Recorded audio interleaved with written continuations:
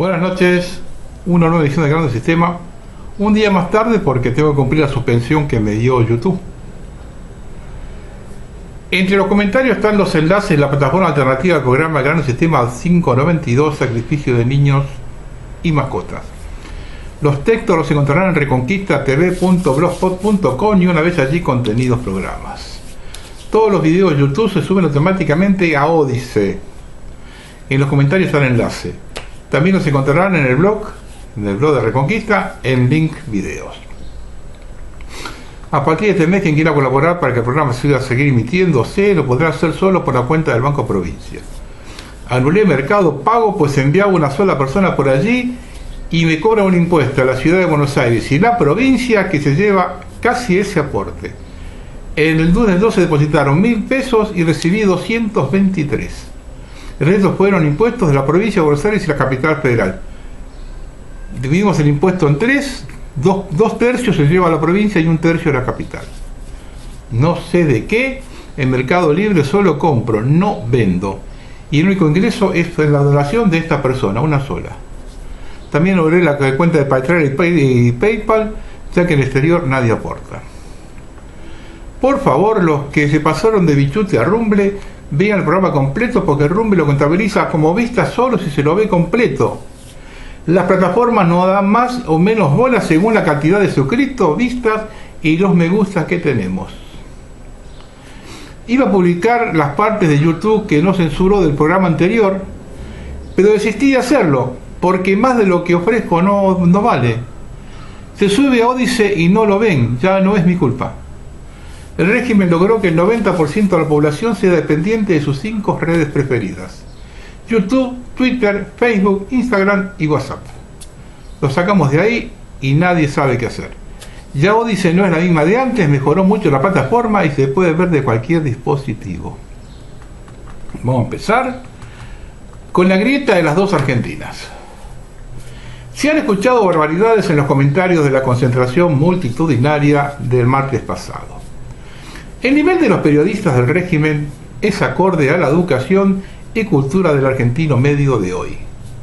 Si alguno tenía alguna duda, la disiparon frente a las cámaras.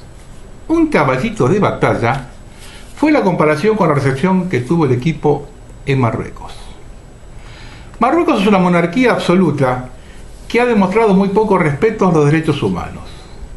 Bajo el reino de Hassan II, miles de personas fueron desaparecidas, detenidas por razones políticas o exiladas. Su sucesor ha liberado a algunos presos políticos, pero muchos continúan en la cárcel. La tortura es utilizada frecuentemente. El gobierno ha reconocido que algunos de los desaparecidos están muertos, pero el destino de muchos otros permanece desconocido. La impunidad impera, y es muy poco probable que aquellos responsables por las desapariciones y muertes sean castigados.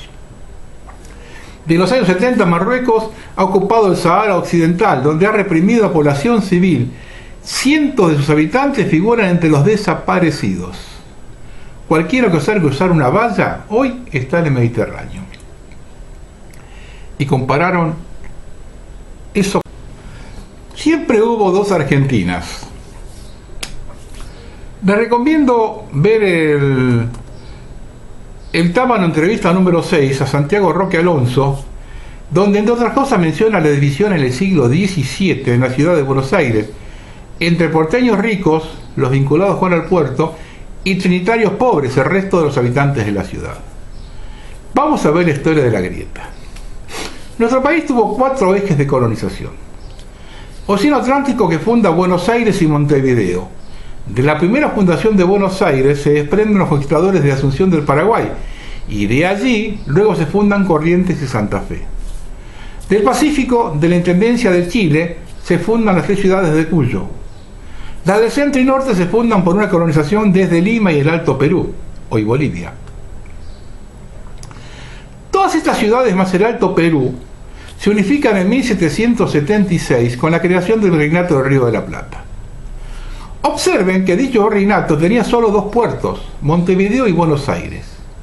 El oriental con una influencia menor debido a que estaba al este del río Uruguay y quien controlaba la desembocadura de los ríos Paraná y Uruguay en el Plata, y la salida al Atlántico del Alto Perú era Buenos Aires. Esto no es un hecho menor. El puerto era la conexión con Europa. Todo ingresaba y salía por Buenos Aires. La ciudad estaba llena de intermediarios del contrabando.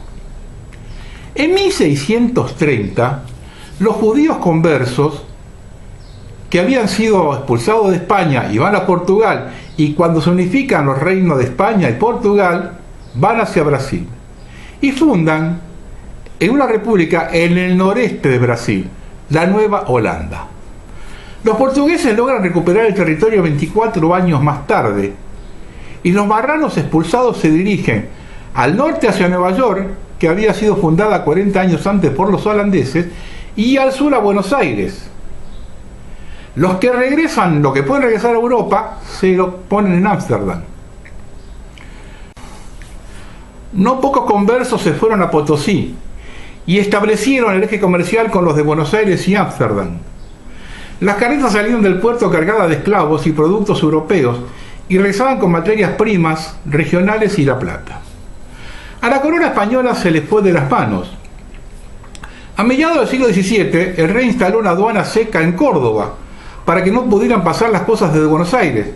Y todas las ciudades, sin excepción, las de Cuyo también, se le vinieron encima.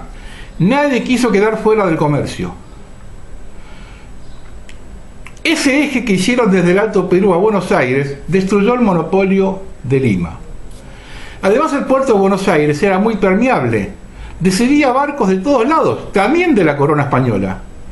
Con el tiempo hubo una comunicación entre católicos y una comunión entre católicos verdaderos y conversos, merced al comercio. El libre comercio que llevaban adelante los marranos fue la causa de la Revolución de Mayo. Los ingleses no tienen nada que ver. Todo el comercio lo manejaban los marranos y llegaban barcos ingleses como de cualquier otro. Si los ingleses presionan políticamente, mientras no se metían con sus negocios, no había problema. De esa forma, Buenos Aires era completamente diferente al resto de las ciudades que hoy son parte de la Argentina. Una conformación étnica social distinta del resto. Esta importancia económica la lleva a ser la que dirige todo el territorio. Inicia la guerra de liberación de España y convoca un congreso para declarar la independencia, congreso que se armó con su impronta. Varias ciudades que no podían enviar diputados fueron representadas por los elegidos desde el puerto. Esto se oculta en la creación de la independencia. Había varios diputados que, como no se podían enviar porque estaban en manos de los españoles, se mandaron representantes del puerto. Fulano de tal representa a tal lugar. El tema del puerto es una cuestión de negocios. Sin Buenos Aires, las mercancías se ingresaban por Lima y la intermediación hacía que llegaran a estos lares muy sobrevaluadas. Los cristianos nuevos, así se llamaban a los conversos, manejaban todo el comercio entre el Plata y Europa, especialmente con el puerto de Ámsterdam, donde se habían concentrado una buena parte de los judíos expulsados de España. El interior del virreinato aprobó esta política porteña porque los productos de importación llegaban más barato y también podían exportar artículos regionales. Hubo algunos años en que la exportación superó a la importación. Ahora viene un ejemplo de los costos. Si un esclavo ingresaba por Lima en el valor de 100, llegaba a Potosí en 800. Si ingresaba por Buenos Aires era lo mismo, pero la intermediación quedaba acá. Y así con todos los productos. Esa división social en Buenos Aires tenía su raíz no solo en el dinero, sino en la raza. Prácticamente la totalidad del comercio era manejado por los cristianos conversos. Fue la primera división social de la Argentina, perduró la historia y sigue hasta ahora. Quienes apoyaron a Irigoyen fueron los hijos de los nuevos inmigrantes. El peronismo en su primera etapa, es quien genera la gran inmigración del interior hacia Buenos Aires y traslada parte de esa división social hacia la capital. Los que hoy los tratan como negros de mierda fueron los porteños anteriores a la independencia, los unitarios del siglo XIX, los cajetillas del 30 y los gorilas del 55. ¿Cuál es la diferencia de hoy con las generaciones anteriores? Básicamente 4. A los que emigraban nunca les faltó la educación y los maestros. El maestro ya no existe desde 1985. Hoy tiene en el aula un trabajador de la educación. Y no es un hecho menor. En mi escuela primaria y secundaria jamás hubo una huelga de maestros. Y el respeto hacia ellos, que se ganaban, era supremo. El segundo hecho es que vinieron a buscar trabajo y lo encontraron. El tercero, que ese trabajo generaba la posibilidad de crecer y existía a pleno una movilidad social ascendente. De hecho, el Gran Buenos Aires se fue poblado por ellos que compraban un terreno y luego construían su casa. Y el cuarto, que esa clase trabajadora jamás fue cooptada por la izquierda. Y de allí el odio de los guerrilleros, que ni la clase media ni la clase obrera le acompañaron en su aventura en los 70. Las clases acomodadas de la capital nunca aceptaron esa raza inferior, por aquel componente étnico del siglo XVII potenciado por la inmigración europea. Porque de 10 inmigrantes que llegaron a la Argentina, 6 o 7 quedaban en Buenos Aires. Y eso hay que decirlo, los esclavos vienen a América a reemplazar a los aborígenes de la mina de Potosí. Se calculan 2 millones los aborígenes muertos en la explotación minera en los primeros 40 años. Ese componente étnico fue el origen de la clase dominante argentina.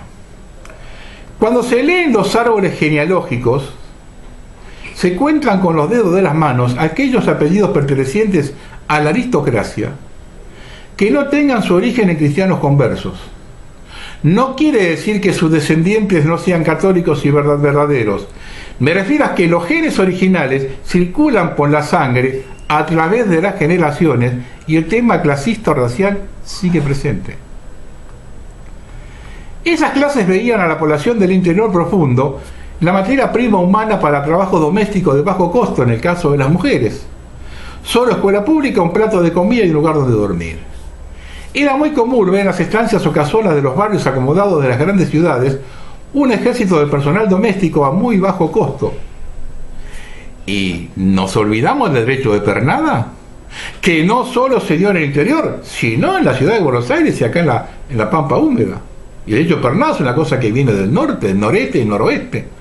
Y se dio acá en la Pampa Húmeda y en la ciudad de Buenos Aires también. Y hoy, en los pueblos de la zona núcleo agrícola, proliferan los prostíbulos, muchos con menores traídas del norte y del litoral, esclavizadas. Hoy, 2022. En el caso de los hombres, eran utilizados para tareas agrícolas, también de bajo costo. El prototipo fue Patrón Costas y su ingenio el tabacal en Salta. Modalidad que sigue hoy en los yerbatales y plantaciones de té, con la particularidad del trabajo familiar, que incluye niños de muy poca edad. Lo más representativo de todo esto fue la forestal. Cuando se toca el tema del peronismo en los 50 y la reacción posterior con la Revolución Libertadora, nos dicen que el odio se generó por las actitudes personalistas y tiránicas de Perón y ciertos gestos de Evita. Es una verdadera falacia. Con Irigoyen pasó exactamente lo mismo. Y el carácter de don Hipólito y su forma de gobernar no tenían nada que ver con el de Perón. Y si vamos más atrás, el odio innecesario encarnizado con los federales luego de la batalla de Caseros, cuyo mayor ejemplo era el ahorcamiento del coronel Chilaver, nos significa que esto viene de muy lejos. Y no hablemos del reclutamiento para la guerra contra el Paraguay. Lo que pasa en la Argentina, que la Argentina no puede relacionarse con los últimos 15 años. Hay un componente étnico que, aunque fue lavado por la historia, permanece en sus genes, sumado a que los aborígenes eran incultos e incivilizados. No hubo una sola civilización ancestral en nuestro territorio, salvo algún resabio inca del noroeste. La gran inmigración europea, de la que solo el 5% regresó a su patria cuando estaba en guerra, lo que califica al tipo de inmigrante que vino acá. Pongan eso en la coctelera y da una raza especial. No nos olvidemos que a fines del siglo XIX y principios del XX, los españoles que llegaron eran anarquistas y los italianos socialistas. ¿Creen que es casual que 5 millones de personas salgan a recibir un equipo de fútbol? No es una comparación, Pero ¿cuántos países van a la guerra contra la OTAN y casi le ganan? Es una sociedad que no respeta las reglas, como los gauchos no querían los alambrados en la pampa. El Martín Fierro, en especial la primera parte, resalta muy bien al gaucho renegado. Hasta ahora afloró el lado negativo de ese gen. Si llega a aparecer el positivo, en un año despegamos como un cohete. ¿Cuántos países se bancan haber sacado 13 ceros a su moneda o la hecatombe de 2002? Zafamos con el trueque y las cuasimonedas. Todo esto el enemigo lo sabe.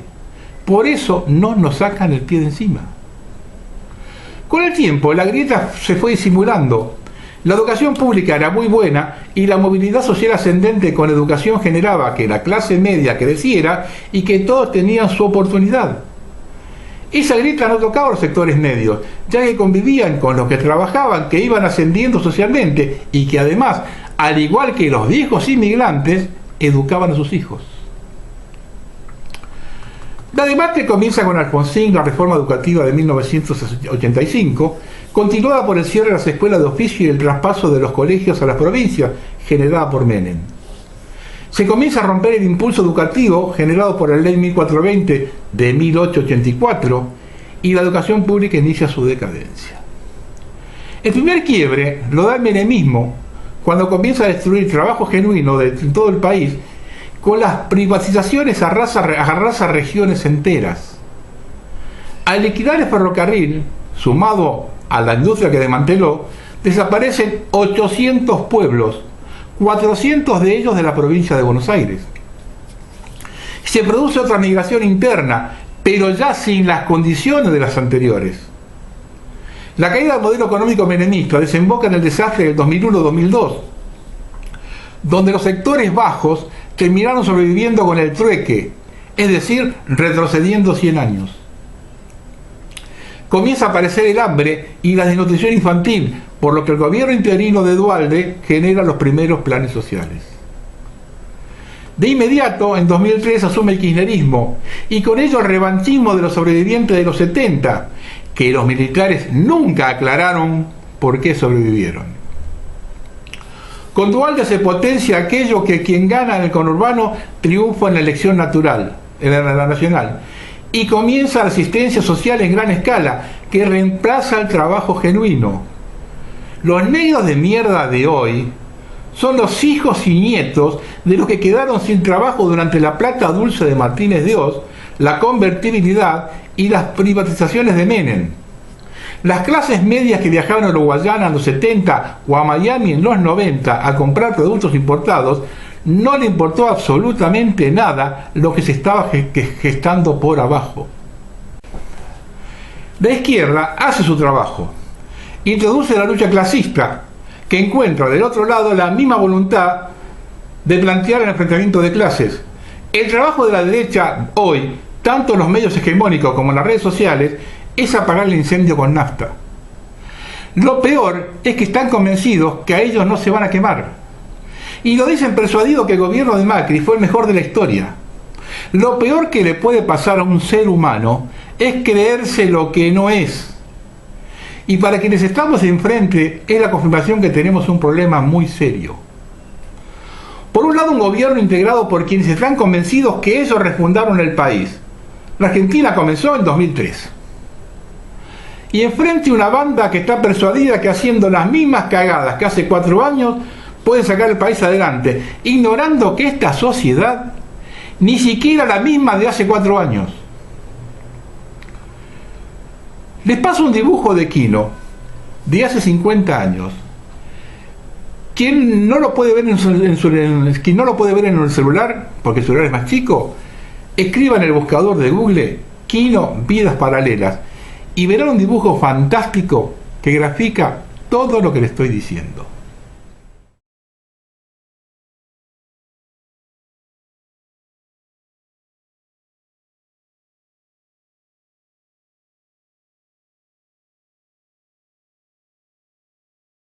El martes pasado hubo una gigantesca concentración en la ciudad de Buenos Aires.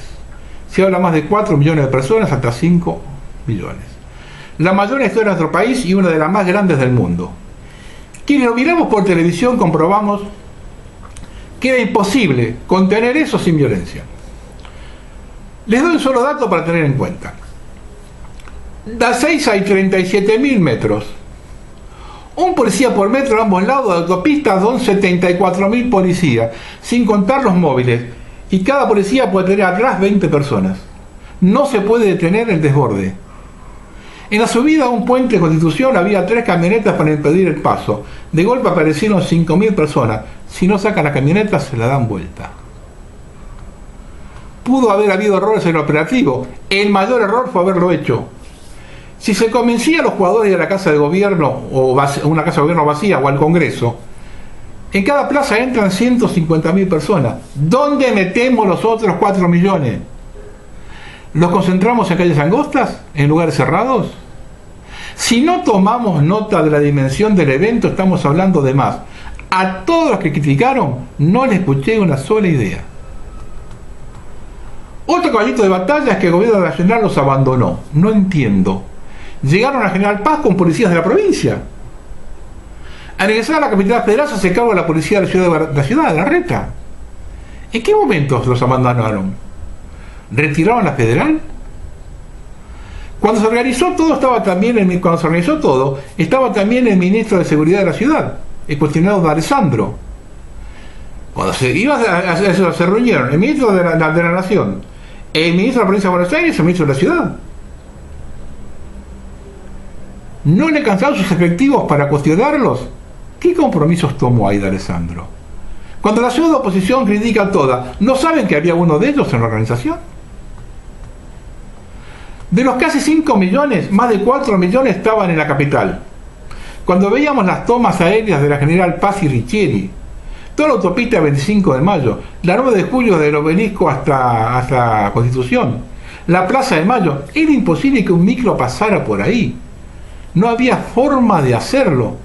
Si iban a Plaza de Mayo en helicóptero, ¿podía la policía mantener libre el helipuerto para la salida? Ahora bien, si los daños son los reportados, dejémonos de joder. Esto salió gratis. Si 4 millones de personas o 5 en la situación social actual, sin educación, produjeron esto, vayan a agradecer a Luján. En 1990, cuando se pierde la final con Alemania, allende al Obelisco, no quedó una vidriera. Y el saqueo fue total. En el camino a Cintura, al regreso de Perón en 1973, se concentraron 3 millones de personas y hubo más de 300 muertos. Se rompió más durante el gobierno de Macri el día que tiraron 12 toneladas de piedra al Congreso. ¿Dirán que fueron los kirchneristas? De acuerdo. Cuando hice el programa respectivo, cociné videos y fotos de montículos de piedras repartidos estratégicamente por la avenida Rivadavia y la calle Hipólito Yrigoyen. ¿Quién los colocó? ¿De la ciudad nadie vio nada? ¿La policía de la ciudad que tuvo a cargo el operativo no los reportó? ¿Nadie se da cuenta de nada, que estamos viendo un guión bien armado? El mundo entero quedó absorto. No solo por los 5 millones en las calles, sino por los 50.000 en Qatar, que no paraban de gritar en el estadio y en las calles de la ciudad. Esto excede el fútbol. Hay que analizarlo desde otro ángulo. Ese sentido de pertenencia, aún de aquellos que emigraron de la Argentina hace décadas, el régimen lo está observando detenidamente. También está observando cómo en gran parte del mundo se festeja la victoria argentina, en especial en países que estuvieron bajo el dominio inglés. ¿Es la semilla de la guerra de Malvinas? ¿Estaremos ante otra oportunidad histórica? No con esta dirigencia. Una defensora de la vida se va a trabajar con un abortero que entregó la ciudad al LGBT. Cynthia Houghton pegó con Chavo y Larreta la incorpora al Ejecutivo porteño. La líder de Más Valores se incorpora específicamente a Juntos por el Cambio y tendrá un cargo político en la ciudad de Buenos Aires. El arretismo abraza al evangelismo para seguir construyendo el poder pensando en 2023. De una vez por todas cerremos fila, dejémonos de joder y demos la espalda a estos paracaidistas. Estuvo con Gómez Centurión, quien trabajó con Macri. Y Macri nunca abrazó la causa de Malvinas. Y este excombatiente no tuvo problema y ahora acercó la socia. Bueno, hasta aquí la nota de alguien que trata de analizar la situación. Ahora vamos a dar paso cortito al conspiranoico. Me llamó la atención la forma como se comportaba la gente. No he visto tanta alteración en otras manifestaciones. A las 15 horas se vieron estas luces sobre el cielo de Buenos Aires.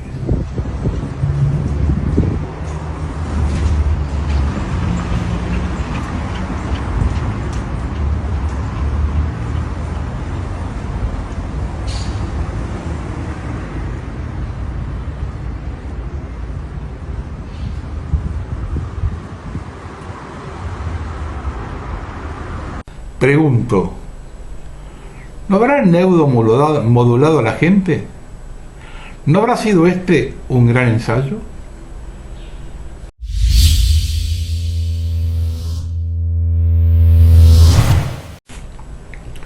¿Qué es una referencia a este tema de la desobediencia a la Corte? La información la aporta Javier Llorens, pero vamos por parte. Estos días se rasgaron las vestiduras por el no acatamiento por parte del Gobierno Nacional de un fallo de la Corte Suprema referido a la coparticipación con la ciudad de Buenos Aires. Hablaron de golpe de Estado y no sé cuántas cosas más. ¿Es grave el tema? Sí, muy grave. Pero yo me quiero referir a lo que estos demócratas ocultan a la sociedad y que abre el panorama para lo que viene si vuelven a gobernar. Regresemos a 2016. El presidente Mauricio Macri, con un DNU número 73/16, derogó el DNU /2635 del 15, con que la expresidenta Fernández de Kirchner había devuelto a las provincias el 15% y el 1.9% de la coparticipación retenida sin consentimiento expreso de ellas, con destino al ANSES y la AFIP. Incurrió así en un abuso de autoridad al revocar derechos readquiridos por las provincias y en falsedad ideológica al arguir que era un DNU tributario prohibido por la Constitución, cuando en realidad, como dice claramente lo considerando del mismo, el formato de DNU lo fue por razones presupuestarias, sino por modificar la ley del presupuesto. Pero poco después dejó patente estos ilícitos e incurrió en otro, al aumentar a la ciudad de Buenos Aires su coparticipación en un decreto simple 194/16, arguyendo ambiguamente que era para costear el traspaso de la Policía Federal, lo cual no obstante, según el convenio de traspaso gradual y progresivo firmado al respecto, recién sería efectivo un año después. A continuar a lo largo del mismo, el Estado Nacional sufragando a la policía traspasada. La policía traspasaba el año siguiente, un año más.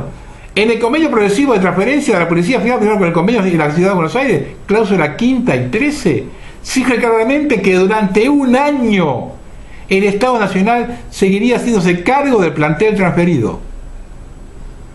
¿Y qué se hizo con el dinero de un año? Se llevó adelante el pago de la importante deuda externa con la que Macri financió su plan de obras públicas electoralista, que permitió al PRO conservar el gobierno de la Ciudad de Buenos Aires, incognita el de la Nación y el de Buenos Aires. Las denuncias, luego silenciadas, de la oposición, que dijo que el costo del traspaso de la policía era de 6.000 millones en el año 2016 y que lo que se estaba entregando a la Ciudad de Buenos Aires eran 15.000 millones. Resumiendo, no solo se entregaron en el primer año 15.000 millones que no corresponden, sino que los otros había 9.000 millones más. De esto ni los impresentables de Cambiemos ni su prensa dicta dicen una palabra. Ahora bien, un párrafo de la determinación de Alberto. Lo que deja en evidencia es que esta gente juega al límite, o un poco más allá. Pregunto, ¿está entre sus planes entregar el poder dentro de un año? ¿O la estrategia es otra? Mi parecer es que queman las naves y saben que en el frente no hay nadie con medio testículo.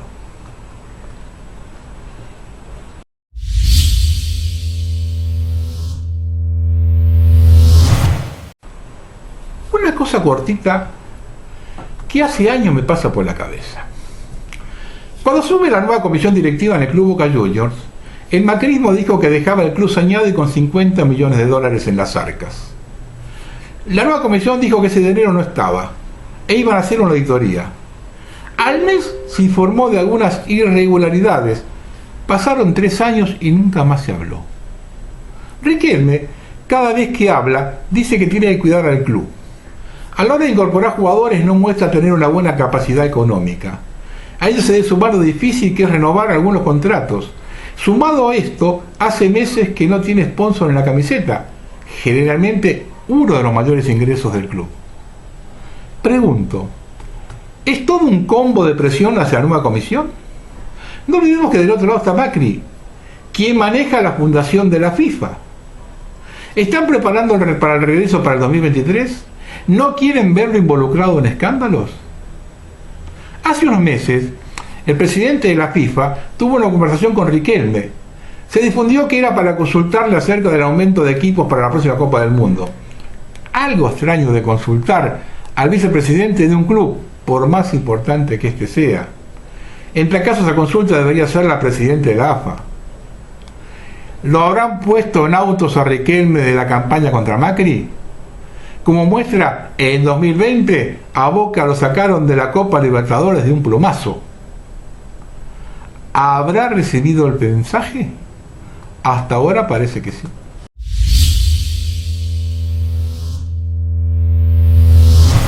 Cosa muy cortita, lo escribió Sharon Browell.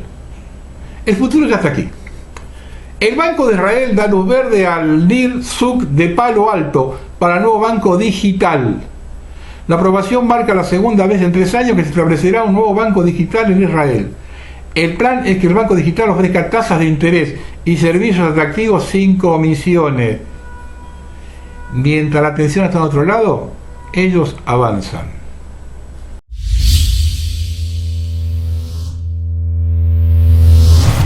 Una cosita que publicó Gap India sobre la situación en Perú. El golpe de Estado en Perú se está descomponiendo. La población está pasando por encima de las estructuras represivas y estas carecen de respaldo. El ejército peruano ha tomado el control de las infraestructuras claves del país en medio de disturbios masivos contra el golpe de Estado de Dina Boluarte. En la última medida de su gestión como presidente del Perú, el 7 de diciembre pasado, Pedro Castillo se encontraba sentado en su despacho. Las hojas de cálculo revisadas por sus abogados demostraron que Castillo rechazaría una moción de destitución del Congreso. El Congreso planeaba desafiar a Castillo por 3ª vez, pero sus abogados y asesores, incluido el ex primer ministro Aníbal Torres, le aseguraron que tenía una ventaja sobre el Congreso en las encuestas. Su índice de aprobación había subido al 31%, mientras que el del Congreso tan solo fue alrededor del 10%. Durante el año anterior, Castillo había estado bajo una intensa presión de una oligarquía que despreciaba a este ex maestro. El esperado anuncio de que disolvería temporalmente el Congreso y establecería un gobierno excepcional de emergencia fue hecho a los medios el 7 de diciembre. Esta acción decidió su futuro. Castillo y su familia se apresuraron en dirección a la Embajada de México, pero los militares lo detuvieron cerca de la Avenida España. A pesar de los hechos, Castillo cedió ante la presión. Su rival en las elecciones presidenciales, Keiko Fujimori, y sus aliados han estado trabajando para obstruir su inducción desde que fue elegido en julio de 2021. Ella colaboró con personas que están íntimamente conectadas con el gobierno estadounidense y sus servicios de inteligencia. Fernando Rospigliosi, miembro del equipo de Fujimori, trató de involucrar a la Embajada de Estados Unidos en Lima en la campaña de 2005 contra Ollanta Humala, candidato a presidente de Perú en 2006. Pedro Rejas, ex comandante del ejército de Perú, recibió mensaje de Vladimiro Montesinos, un ex agente de la CIA que actualmente cumple condena en prisión en Perú, diciéndole viajar a la Embajada de Estados Unidos y hablar con el oficial de inteligencia de la Embajada en un esfuerzo de ejercer algún tipo de influencia. Estados Unidos nombró a una ex agente de la CIA, Lisa Kena, como su embajadora en Lima, justo antes de las elecciones.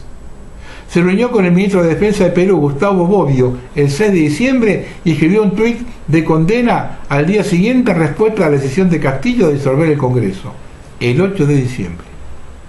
El gobierno de Estados Unidos, a través de la embajadora Kena, reconoció la nueva administración de Perú tras la institución de Castillo. Mariano Alvarado, el oficial de operaciones del Grupo de Asesoramiento y Asistencia Militar, que prácticamente opera como el agregado de defensa de Estados Unidos, parece haber sido una figura crucial en la campaña de presión. Se nos dice que funcionarios como Alvarado, que están en constante contacto con los generales militares peruanos, le dieron el visto bueno para confrontar a Castillo. Según los informes, la última llamada telefónica de Castillo antes de abandonar la mansión presidencial provino de la Embajada de Estados Unidos. Parecía decir porque probablemente recibió una advertencia para ir a la embajada de un poder amigo. En medio de una enorme crisis política y social, el Congreso ha aprobado un proyecto de ley para adelantar las elecciones presidenciales para abril del 24. Tras la propuesta de la presidenta del país, Dina Boluarte, con motivo de las fuertes y violentas protestas antigubernamentales que piden la liberación del exmandatario Pedro Castillo. En medio de todo esto, el sitio Noticias del Sur ha publicado lo siguiente, escuchen bien. Los departamentos de la región del sur, en busca de su independencia del centralismo limeño, con mayor capacidad de recursos y minerales y otros, cero de deuda externa, se convertiría en una potencia mundial sur del Perú. ¿Van entendiendo cómo viene esto? ¿Cuánto hace que vengo hablando de la primavera latinoamericana?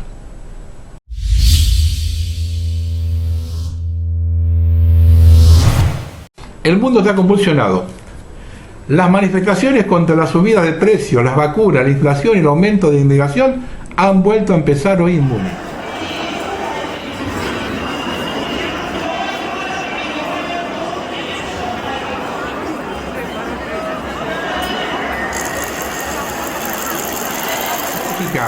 En el país donde se encuentra la sede principal de la OTAN, la gente protesta por el aumento de los precios de la energía y las decisiones de la propia alianza. En el video se pueden ver las consignas abajo la OTAN.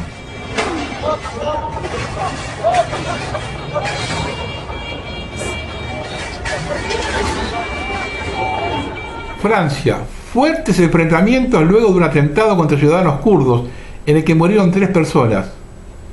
Cuando esto sucede en Irán, Macron dice que es una revolución. Ahora en París dice que son una turba de alternadores.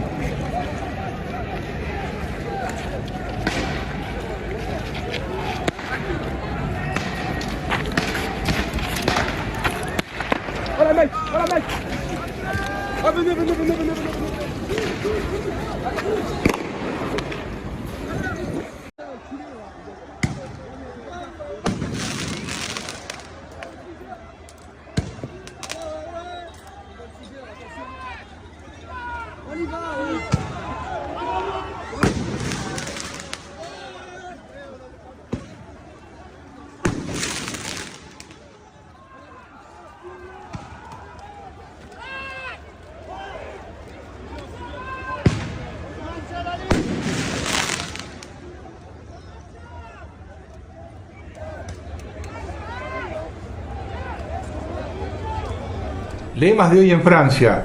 Francia de salir de la OTAN. Úrsula Callate. Con tales carteles, los manifestantes tomaron las calles de París, oponiéndose a las políticas de la Alianza y la Unión Europea.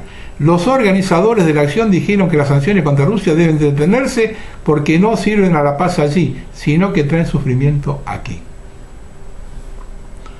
Otra cosita preocupante, lo que pasa es que como pasa en África, incendio en la sede de la Unión Europea en la República Centroafricana.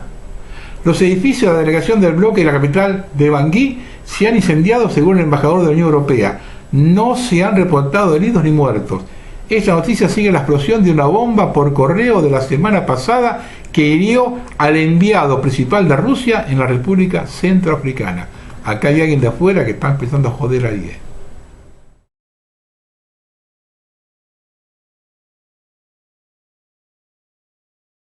Manifestaciones contra el suministro de armas a Ucrania tuvieron lugar en Eslovaquia. Los ciudadanos salieron a las calles con llamados de no enviar fondos al país a Ucrania. Sin embargo, los reclamos de la población fueron desatendidos y los manifestantes comenzaron a ser brutalmente dispersados.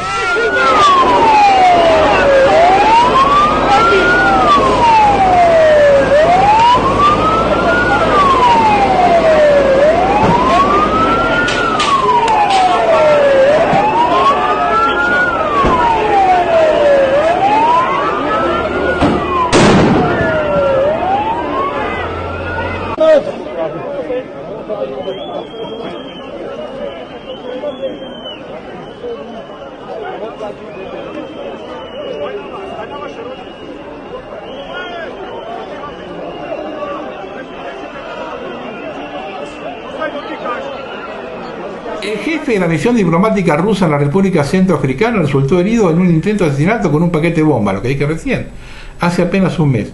Macron había atacado a Rusia porque estaba poniendo fin al dominio colonial francés en África. Este paquete bomba parece haber sido enviado claramente desde París. La Francia colonial está furiosa porque se está poniendo fin a su explotación de África. Vamos acá. Autobuses en llamas en Vila Velha, Brasil. Los autobuses están siendo incendiados por la izquierda. Terror en San Pablo, Río de Janeiro y Bahía. Me recuerda cuando los antifas de primera línea incendiaron el sistema masivo de Cali durante el paro. El mismo libro de jugadas, no son coincidencias. Você tem esse... Ah, é, né? O que no nosso tem aqui, agora. Bernardo Book.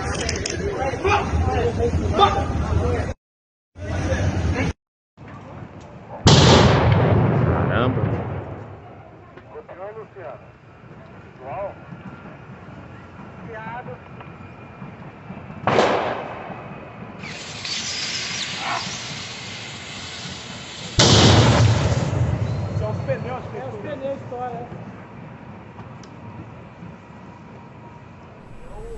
Se han producido graves inundaciones en la Meca, en Arabia Saudí, tras poderosas tormentas en la ciudad.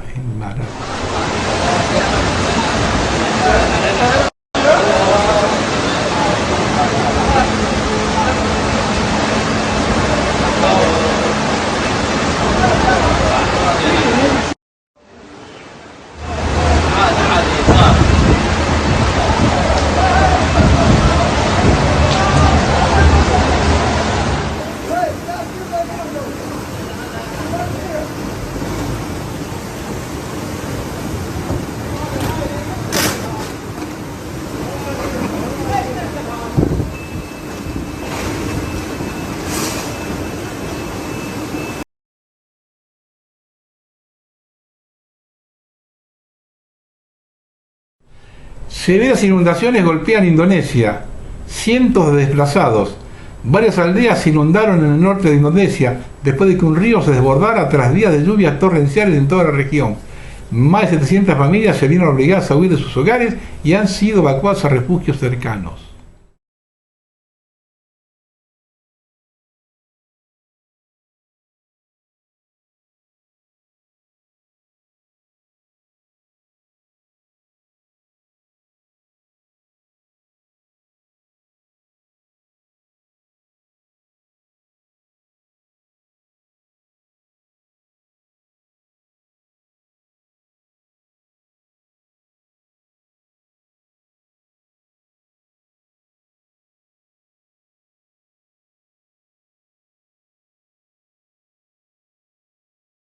Y observen esta foto satelital de las islas de Córcega y Cerdeña.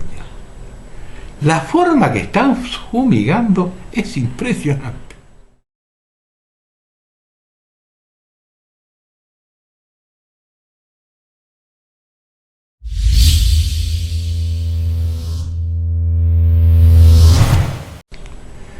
Ya metieron la quinta. ¿Eh? And I want to warmly welcome all of you to this high-level conference on digital euro, which we are co-organizing. Maintaining citizens' trust in money and payment services in the digital age is an important objective in and of itself. But it is of even greater significance for the European economy at large. Because a trusted, efficient, and secure payment system is the basis for our economies to function effectively. For many decades, this basis has been provided by a hybrid model for payments. On the one hand, central banks issued public money, essentially cash for individuals and reserve accounts for banks. But this long-standing reliable model for payments is now undergoing a potentially disruptive transformation led by three developments. So I want to talk about the transformation forces, but I also want to talk about what we are doing. So first, people are increasingly paying digitally instead of using cash. Almost half of euro area consumers say that they prefer to pay with cashless means of payment, such as cards. Issuing a digital euro would indeed safeguard people's confidence that €1 is €1, allowing them to convert private digital money at par into digital central bank money. I would like to mention two aspects that come to my mind. The first one is privacy. We seek to ensure high standards of privacy for digital euro users, but full anonymity, such as offered by cash, does not appear a viable option, in my opinion. It would contravene other public policy objectives, such as ensuring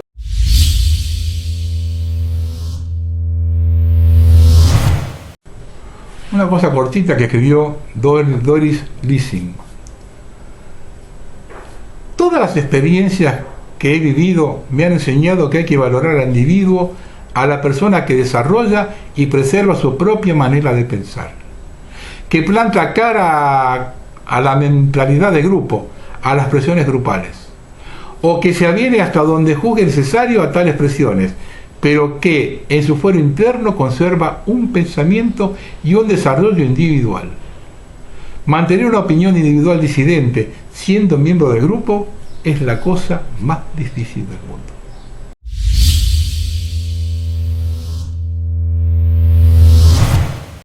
Y ahora escuchen esto porque la gente siempre dice, no, la Argentina tiene minería, va a salir por ese lado. El proyecto Mega Minero Cerro Amarillo es un escándalo de corrupción. Esto lo escribió Federico Soria. Recientemente volvió a tomar impulso el proyecto Mega Minero Cerro Amarillo en Malargüe, en Mendoza, debido a que el gobierno de Mendoza remitió a la legislatura su declaración de impacto ambiental para habilitar su exploración, con la expresa orden de tratarlo de manera express. Siempre están apurados los políticos, ¿eh? Cuando las cosas son de afuera, ¿eh? Cuando las cosas de acá no. Aprovechando la distracción del mundial y las fiestas, tal como hicieron con la fallida ley 9209.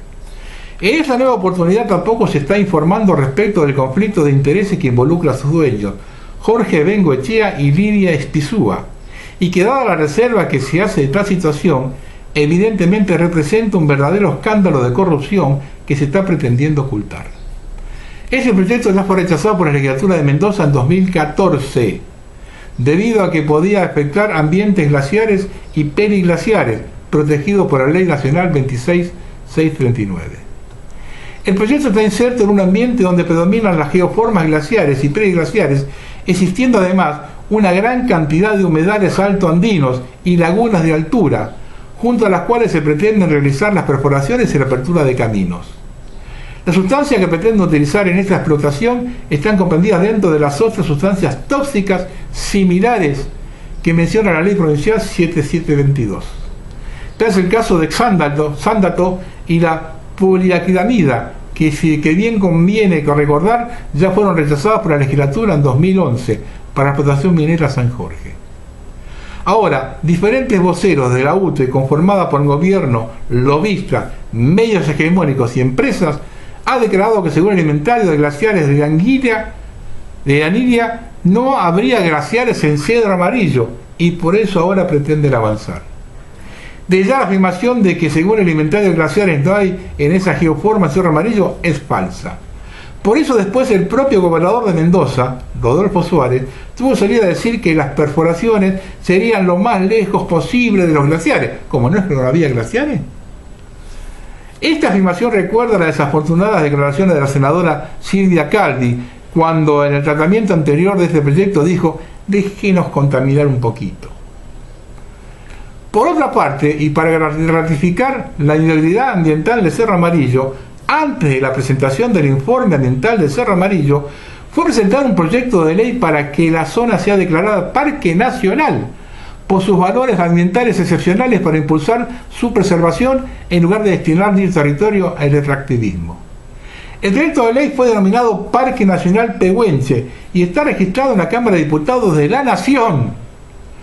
Como si esto no fuera poco con todas estas trapisondas, hay otro detalle no menor. Cerro Amarillo involucra bienes naturales compartidos por el Estado Provincial de Mendoza con otras jurisdicciones provinciales y municipales que al día de hoy no han sido consultadas. Las concesiones mineras del proyecto Megaminero Cerro Amarillo pertenecen a Jorge Bengoechea y Lidia Ispizúa.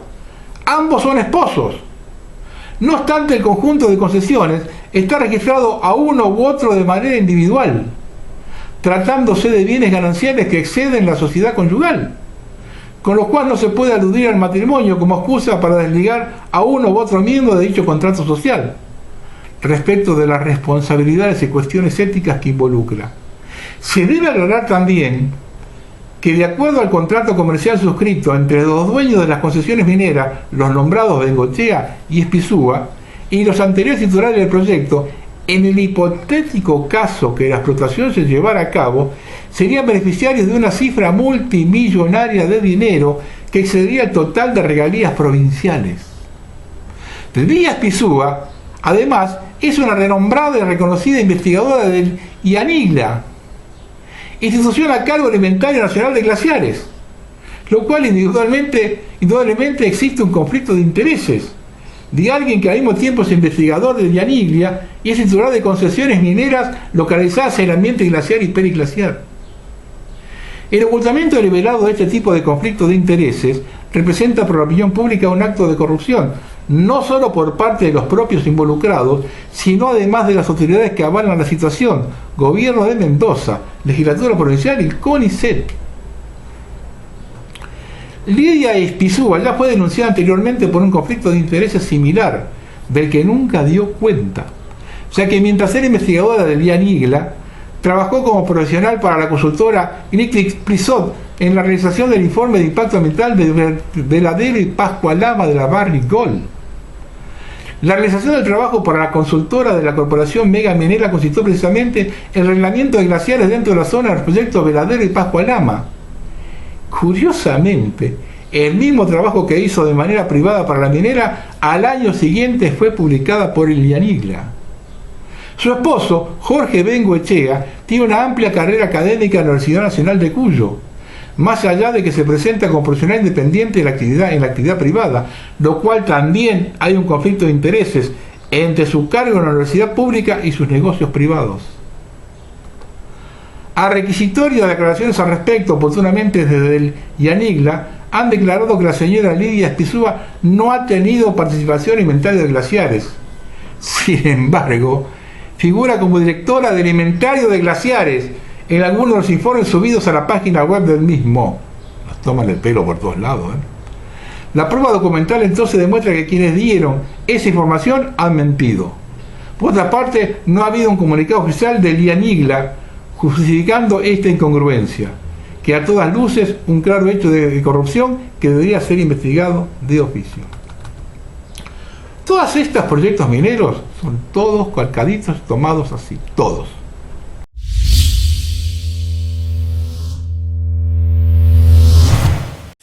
Yo el tema del fracking lo toqué por primera vez hace 9 años en TLV1. Continuamente lo menciono cuando hablo de Vaca Muerta y las repercusiones con las napas subterráneas de agua. Observen esto de Estados Unidos. La nube de metano rebelde se incendia. El fracking produce otra migración de metano bajo tierra y puede filtrarse en los sótanos.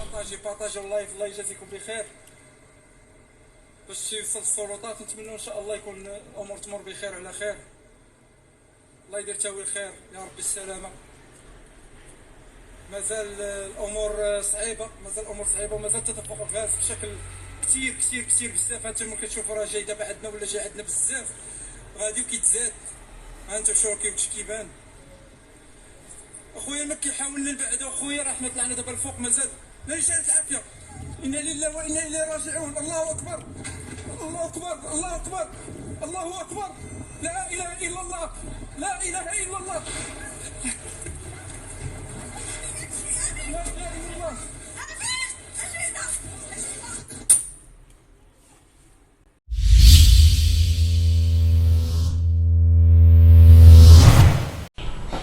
Vamos a hablar un poquito del calentamiento global.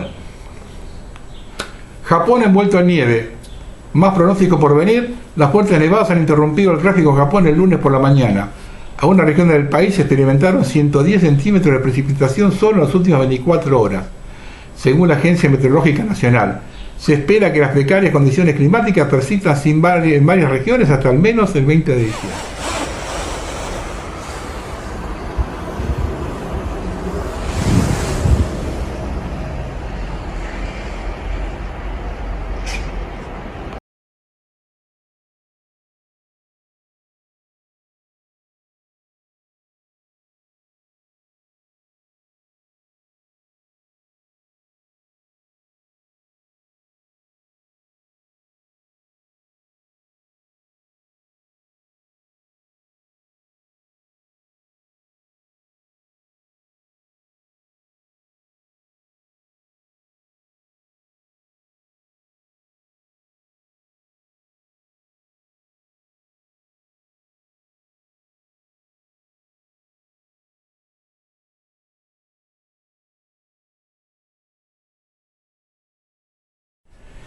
Vive Moscú la mayor nevada del siglo XXI. El grosor de la capa de nieve en la ciudad alcanzó los 33 centímetros. 80 vuelos retrasados o cancelados debido a fuertes nevadas. Los meteorólogos han pronosticado nevadas diarias récord en la capital rusa al 50% de la norma mensual.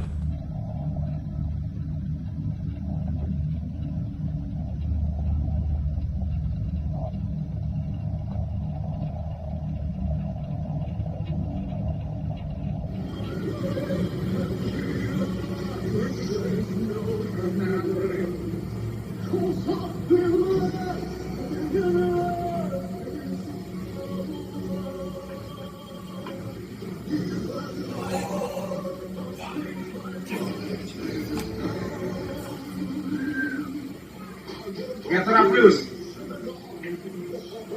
Время, извините. Иди сюда. Barcos enterrados en hielo en el lago Baikal. Varios barcos han sido azotados por la nieve y los vientos helados al punto que podrían confundirse con iceberg. El clima normalmente frío ha hecho que las temperaturas caigan 12 grados bajo cero y que los pasajeros y los transbordadores necesiten desesperadamente algún anticongelante de la calidad marina.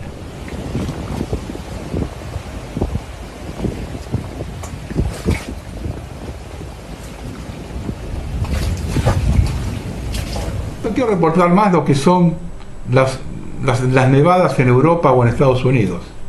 Solamente para tener una muestra, en Seattle, en el norte de Estados Unidos, zona Pacífico, la gente tratando de llegar a su casa.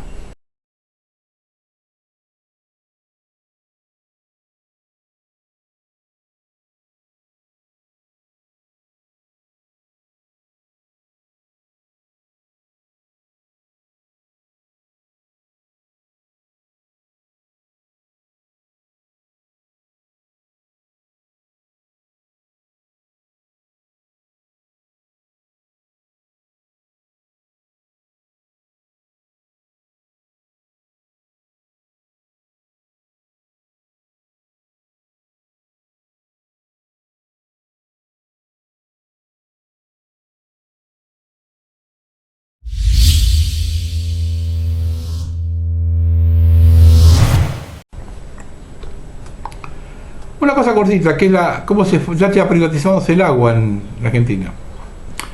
En ese anterior, Guado de Pedro encabezó hoy en Casa Rosada un encuentro con el coordinador de proyectos especiales internacionales de la empresa israelí Mekorot, el argentino Diego Perger, en un encuentro que marcó la continuidad en la agenda de trabajo establecida tras la misión de cooperación científico-tecnológica desarrollada en Israel sobre el manejo inteligente del agua. En ese contexto, el titular de la cartera del Interior anunció la celebración de un convenio de colaboración entre la empresa Mekorot y las distintas áreas del gobierno nacional que tiene a su cargo los recursos hídricos para poner en marcha un master plan con el foco puesto en la gestión inteligente del agua en la Argentina. El plan piloto comienza en las provincias de Mendoza y San Juan. Hasta aquí la noticia. Hago una reflexión. ¿Hay alguien que haya manejado mejor el agua que los mendocinos en los últimos 300 años? Han convertido el desierto en varios oasis que son un vergel. ¿No era el orgullo que sentían? Al menos así lo percibí las veces que visité esa provincia. Y escuchen esta noticia. AISA logró canjear más del 95% de su deuda en dólares que vencían en 2023. Obligaciones negociables en moneda extranjera de la empresa local en aguas y saneamiento por refinanciadas con plazos máximos que se estiran hasta 3 años. Se trata de obligaciones negociables en dólares lanzadas en 2017 mediante una financiación interesante para los inversores, ya que alrededor del 80% está en manos de la banca privada e inversores institucionales, quienes avalan el canje y a quienes les convendrá la propuesta rumbo al piso del 95% de aceptación total. Habían sido fuentes relacionadas con la operación Reuters antes de la operación. ¿Qué significa esto? 80% en manos privadas, que ya esa está en manos extranjeras.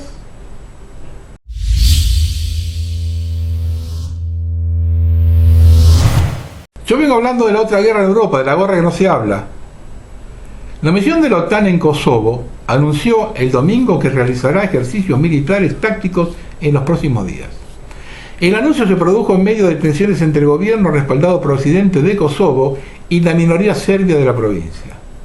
El ejercicio tiene como objetivo entrenar las unidades para garantizar la libertad de movimientos en una situación de respuesta a una crisis y consistirá en una serie de simulaciones tácticas y actividades logísticas.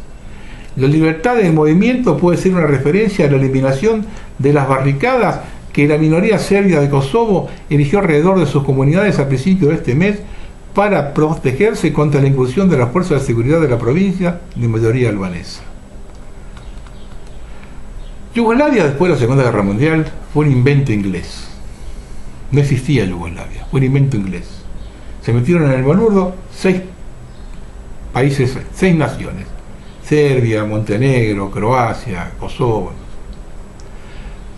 Cuando se pulveriza, cae el comunismo después de la caída del muro de Berlín, Yugoslavia vuelve a su antigua división, pero quedaron esa división, esa población metida en otros lugares que provocan estos problemas que hay ahora, de que Serbia está reclamando que en Kosovo se trata mal a una minoría serbia. Lo mismo pasó en Ucrania con las provincias que reclamaba Rusia, que se estaban castigando los rusos. Son las cosas típicas que aman los ingleses, que ellos se van y dejan prendida la mechita para quilombos posteriores.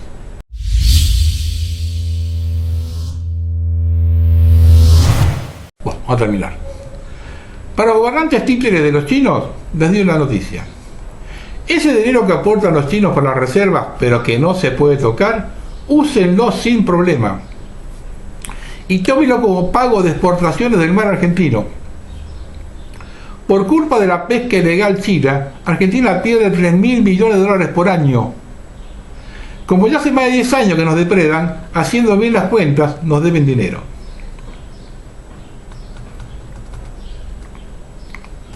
Nunca te metas en el sufrimiento ajeno. Cada uno lleva la carga que le corresponde. El hombre debe cansarse de sí mismo y beber hasta el fondo la copa de veneno que le fue asignada, y hasta entonces, si pide ayuda, acude, no antes. No seas presuntuoso y no esperes poder ayudar a todos. Nunca obligues a tus guardianes a brindar algo que no sea valorado. Solo es posible ayudar a aquellos que están preparados y humildes para aceptar la ayuda que sale de tu corazón. Una persona que sufre ve el mundo a través de su dolor, por la que es sorda, ciega, incrédula y egoísta. Si intervienes en el sufrimiento ajeno sin ser llamado y estar preparado, el vórtice kármico te succionará en un juego ajeno y verás el rostro de la ingratitud, además de cargar con la mala energía del otro. Recuerda que el hombre es capaz de contagiar con su sufrimiento y eso no te será útil. Procede por tu camino resolviendo tu propia vida en silencio. Solo si estás haciendo tu propio camino encontrarás cómo ayudar. Este saludo navideño lo envía un amigo desde Italia. Queridos amigos, la oscuridad más profunda puede ser vencida con la luz más tenue. Basta un fósforo y se verá a kilómetros, aun si el mundo esté lleno de personas dispuestas a pagar para hacerse comprar. El enemigo no teme a las masas, hace años que las dirige y gobierna. Teme a las células enloquecidas, a los valientes que no aceptan cómodas mentiras, los desobedientes. El juicio de Dios será individual y en esa carrera de obstáculos que es la vida, se puede ser el problema o la solución. Se puede elegir durante todo el viaje y esa elección es inevitable. No hacerla es ser parte del problema. Jamás estuvimos más cerca de la verdad que en estos tiempos. Se está produciendo el pasaje del principio de autoridad del externo al interno. La historia estuvo llena de salvadores hasta aquí. Ahora la clave será salvarse por obra de cada uno, haciéndose protagonista de las propias decisiones basadas en lo aprendido, las experiencias vividas y el crecimiento espiritual interior. Todas las instituciones terrenas están en poder de la oscuridad, menos nuestros corazones y nuestras conciencias. El campo de batalla es nuestra alma, botín preciado de las tinieblas. Vivimos un momento histórico de la evolución del ser humano, en el que la criatura deberá permanecer coherente con su creador para no perder su esencia. En el 2023 tendremos la necesidad de desarrollar especialmente una virtud, la compasión. Hemos hablado e informado e iluminado sin salvar a ninguno o a pocos. Antes o después se entenderán por la fuerza de la realidad, así que necesitamos no destruir puentes para poder ayudar. Nacimos en esta época para fortalecernos y poder crear el mayor bien posible. La vida aún es una bellísima aventura y el combustible es el amor por nuestros seres queridos y los amigos. A esta hora de mi vida estoy agradecido de tenerlos en la lista de mi corazón y deseo que ese niño bueno que ha nacido hoy los proteja y acompañe a lo largo de toda la batalla. Santa Navidad para todos. Buenas noches.